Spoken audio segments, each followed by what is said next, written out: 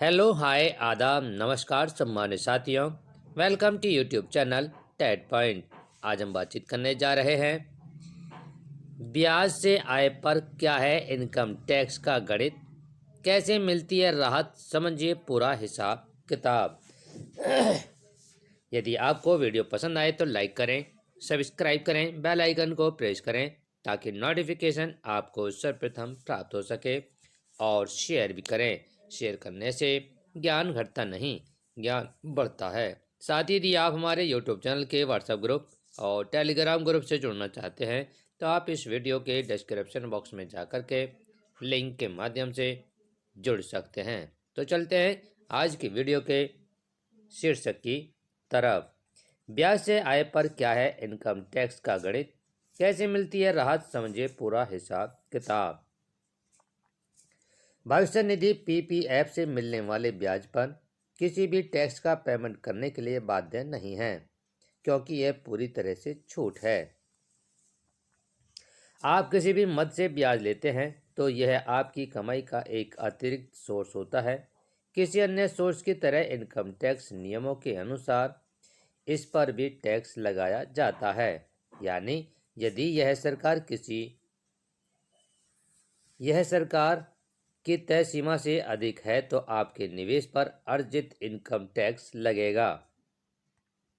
नई दिल्ली, आदमी अपनी कमाई का एक हिस्सा किसी न किसी निवेश के माध्यम से डालता रहता है। वैसे ज़्यादा लोग सुरक्षित निवेश विकल्पों को ही अपनाते हैं।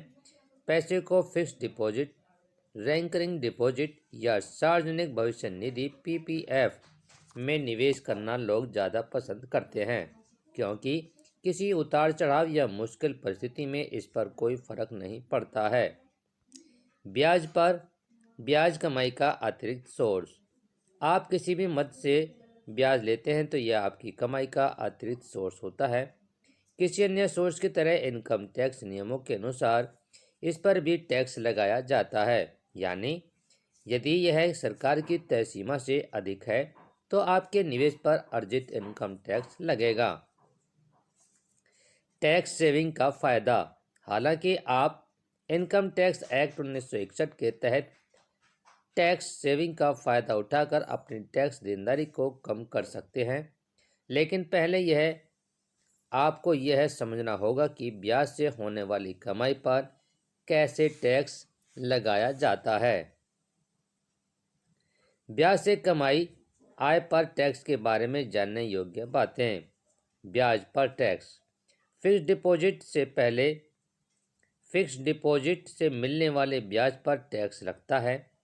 आपको टैक्स स्लैब के अनुसार इसे चुकाना होगा।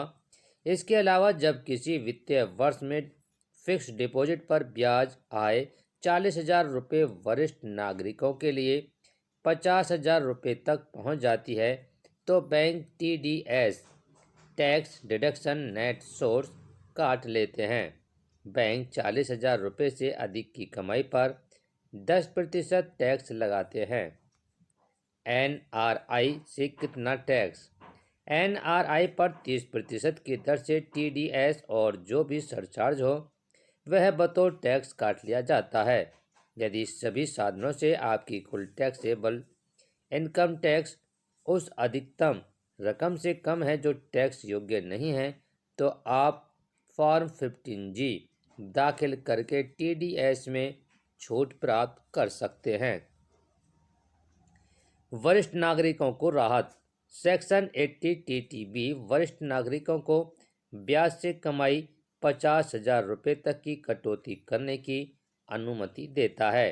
यदि आपका बैंक टीडीएस काटता है और आपकी कुल इनकम साल भर में 5 लाख रुपए से कम है तो आप रिफंड के पात्र हो सकते हैं। रिकरिंग डिपॉजिट का गणित।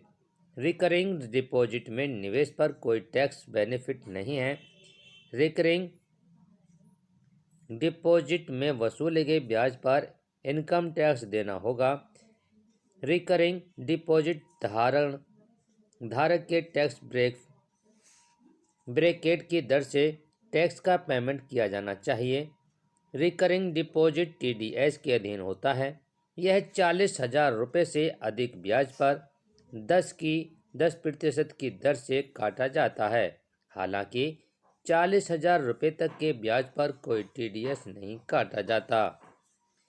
पीपीएफ पर ब्याज।